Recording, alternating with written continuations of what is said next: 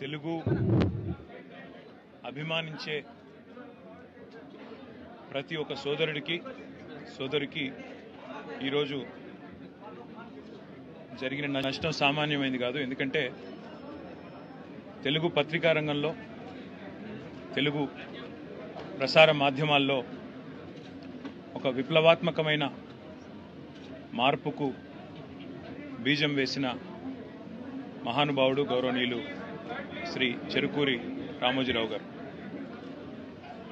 ఆయన ఈనాడు అనే పత్రిక స్థాపించిన తర్వాత తదనంతరం ఈటీవీ ద్వారా మళ్ళీ ప్రసార మాధ్యమాల్లో ఎలక్ట్రానిక్ మీడియా యుగంలో కూడా తనదైన ముద్ర, ఒక ప్రొఫెషనలిజంతో, ఒక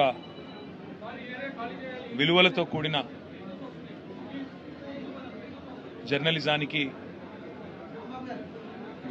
గుర్తుగా రామోజీరావు గారు చిరకాలం నిలిచిపోతారు.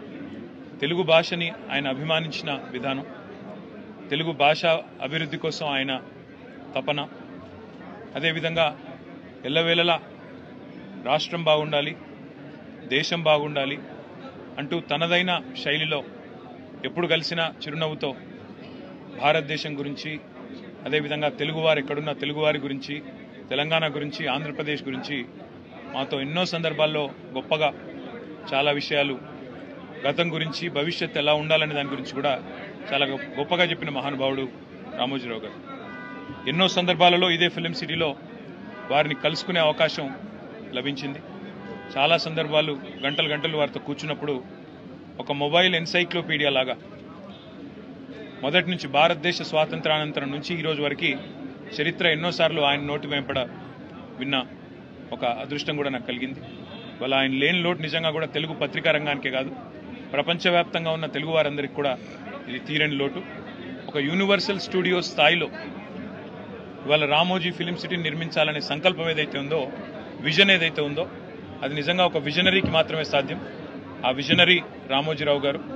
ఆయన ఇవాళ భౌతికంగా మన మధ్య లేకపోయినా ఆయన జ్ఞాపకాలు, ఆయన ఆశయాలు, ఆయన యొక్క ఆలోచనలు తప్పకుండా భవిష్యత్తులో కూడా మనందరికీ స్ఫూర్తినిస్తూనే ఉంటాయి.